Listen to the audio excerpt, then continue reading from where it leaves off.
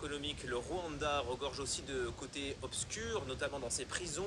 À en croire Human Rights Watch, l'ONG sort un nouveau rapport et assure que la torture est pratiquée dans de nombreuses prisons du pays, mais aussi dans des centres de détention non officiels. Bonjour Clémentine de Montjoie, merci d'être sur France 24. Vous avez écrit ce rapport pour Human Rights Watch. Vous êtes en direct de Nairobi au Kenya.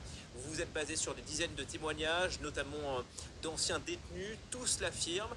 Les mauvais traitements sont monnaie courante. D'abord, qu'est-ce qu'on appelle mauvais traitement exactement? Des simulacres d'exécution, des passages à tabac, de la torture aussi donc? Oui, merci.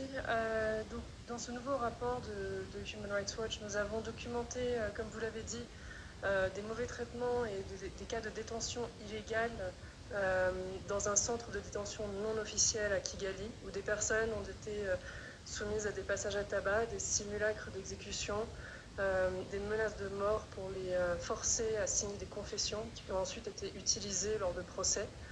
Nous avons aussi trouvé que les juges ont ignoré les allégations de nombreuses personnes qui parlaient de Kwagachina, de ce centre de détention, alors qu'ils auraient dû demander des comptes et enquêter sur les allégations. Et par ailleurs, nous avons aussi documenté un système de torture qui a été mis en place dans au moins 2 prisons du Rwanda. Ici, des conteneurs remplis d'eau sale, surnommés Yordani, ont été construits et dans lesquels les détenus étaient submergés, battus, parfois sortis, laissés la nuit, mouillés dans le froid.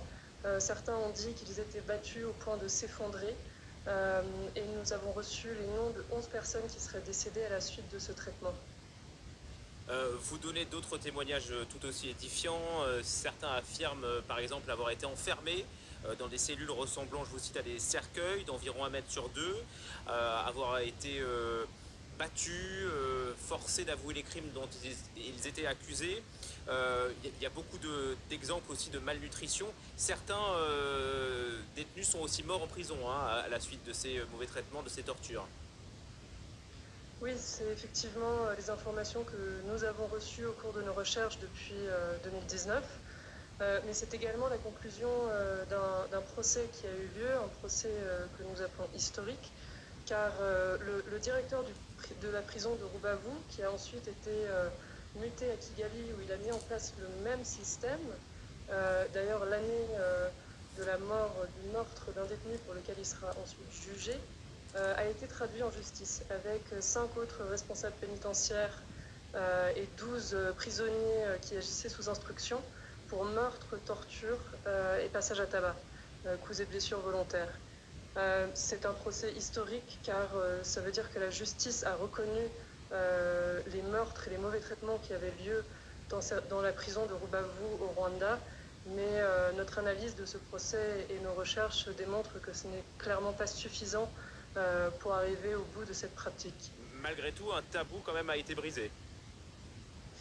Oui, effectivement. Après, voilà, Innocent Kayumba a été condamné pour le meurtre d'un détenu. Il a reçu une peine de 15 ans. La loi rwandaise impose la prison à vie pour tout responsable condamné pour torture. Aucun des accusés n'a été trouvé coupable de torture. Par ailleurs, l'enquête et le procès s'est focalisé sur ce qui s'est passé à Rubavu, mais il n'y a pas eu de procès pour les mauvais traitements ou d'enquête sur les mauvais traitements, la torture à la prison de Kigali.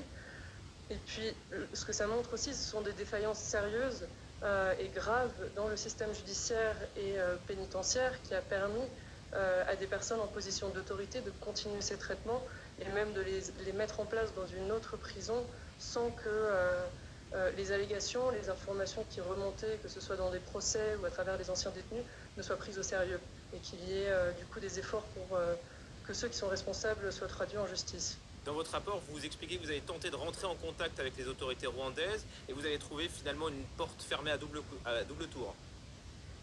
Oui, j'ai tenté de me rendre à Kigali en mai en proposant aux autorités de les rencontrer pour partager des conclusions préliminaires de ces recherches, mais je me suis vue refuser l'entrée à l'aéroport de Kigali. Nous avons aussi envoyé des lettres, comme nous le faisons pour tous nos rapports, au ministre de la Justice, à la présidente de la Commission nationale des droits de la personne, afin de partager ses conclusions et demander des informations sur les efforts faits pour remédier à la situation, mais nous n'avons pas eu de réponse. Merci beaucoup. La MINUSCA, de nouveau éclaboussée par un scandale d'abus sexuels. Des contingents de la force de maintien de la paix de l'ONU en Centrafrique sont accusés d'avoir commis des viols sur une vingtaine de femmes. Les forces rwandaises sont pointées du doigt dans une enquête du journal Le Monde. Kigali dément formellement l'implication de ces soldats à Bangui. On s'étonne que la MINUSCA ne prenne pas de sanctions contre les auteurs des faits. Les précisions de notre correspondant Pacom Pabeli. Ce sont 19 femmes qui ont raconté les viols qu'elles ont subis, selon l'enquête du journal Le Monde. Dans leur récit, elles reviennent également sur les conséquences de ces agressions. Stigmatisées, certaines ont dû quitter leur famille avec les enfants pour fuir dans une autre ville. Parmi les forces pointées du doigt, le contingent rwandais, un contingent pourtant très apprécié à Bangui. Kigali entretient d'ailleurs des liens étroits avec Bangui. Il existe plusieurs accords bilatéraux, y compris militaires entre les deux pays. Mais ici à Bangui, cette affaire ravive de mauvais souvenirs. Les accusations d'exploitation et abus sexuels contre les forces onusiennes en 2015. Aujourd'hui, pour beaucoup de Centrafricains, la MINUSCA ne prend aucune mesure répressive et laisse faire.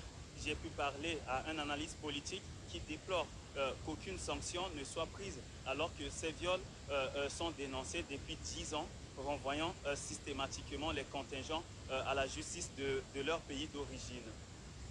De son côté, la MINUSCA explique avoir mis en place des mécanismes de signalement, 42 comités locaux de prévention, un numéro gratuit ou des campagnes de sensibilisation via SMS ou des radios communautaires.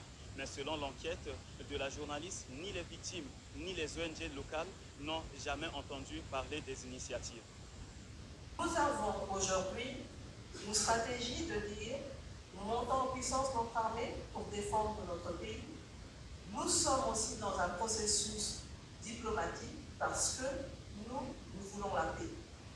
Et il y a des accords de Luanda aujourd'hui qui sont en cours. Enfin, pour la première fois, le Rwanda vient d'accepter de donner un plan de retrait pour plus de 4000 militaires rwandais sur le sol congolais.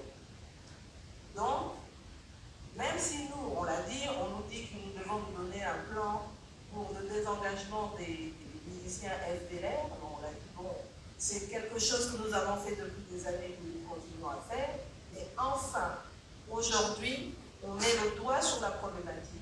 Il y a des soldats rwandais en RDC, ce n'est pas moi qui le dis, il y a des rapports certifiés par les Nations Unies. Et donc, à partir du moment où c'est le voisin qui vient agresser, c'est à lui de se retirer de chez nous. C'est un immense honneur et un véritable plaisir de représenter son Excellence M. Félix-Antoine Tshisekedi, président de la République démocratique du Congo, à cette 10e édition du Forum Rebranding Africa, placé sous le thème à la fois inspirant et mobilisateur, construire l'Afrique ensemble. Je souhaite tout d'abord remercier M. Thierry Haute, CEO du Rebranding Africa Forum. Sa vision éclairée et son engagement indéfectible, ainsi qu'avec toute son équipe, ont permis de rassembler aujourd'hui tant d'énergie autour de notre cher continent. Cette initiative témoigne d'une volonté bien réelle de fédérer les intelligences et de concevoir des stratégies concrètes pour transformer notre Afrique en un continent de l'avenir. Je voudrais aussi remercier M. André Flao. Je salue également la présence remarquable de tous les participants venus de divers horizons, représentant des institutions publiques, universitaires, entrepreneurs et activistes de la société civile. Ensemble, nous avons l'opportunité de réfléchir aux voies et moyens de bâtir des ponts, de développer des partenariats mutuellement bénéfiques et de promouvoir des opportunités économiques, non seulement au sein de nos pays respectifs, mais également à l'échelle mondiale. Mon pays, la République démocratique du Congo, offre des opportunités d'investissement exceptionnelles que je vous invite cordialement à explorer. comme l'a dit Thierry, c'est vrai qu'on peut nous cocher sur toutes les thématiques qui vont faire l'objet de ce forum. Et effectivement, avec ses vastes ressources naturelles, sa biodiversité riche et son potentiel humain remarquable, la République démocratique du Congo est en passe de devenir un acteur clé de la croissance économique en Afrique et nous y croyons fermement. Elle regorge de minerais stratégiques tels que le cuivre, le cobalt et le lithium, essentiels pour les technologies de demain. De plus, sa position géographique au cœur du continent en fait un carrefour logistique crucial pour le commerce intra-africain et international, grâce à ses rivières navigables et son accès à plusieurs corridors de transport. L'engagement du gouvernement congolais à stimuler des réformes économiques et à sécuriser l'environnement des affaires est particulièrement manifeste, avec des incitations fiscales attrayantes, un cadre législatif dynamique et une volonté de dialogue avec le secteur privé. Le paysage économique congolais se transforme pour devenir propice à l'investissement. Investir en République démocratique du Congo, c'est donc à la fois faire un choix économique judicieux et exprimer une confiance dans l'avenir prometteur de notre pays. En conclusion, il est impératif, tous ensemble, de saisir cette occasion unique pour établir des dialogues constructifs et forger des alliances qui favoriseront notre développement collectif. Ce forum n'est pas seulement un événement, mais un appel à l'action, un voyage vers une Afrique unie, prospère et résiliente. Ensemble, nous pouvons bâtir l'Afrique que nous rêvons et veiller à ce qu'elle devienne une réalité tangible pour les générations futures.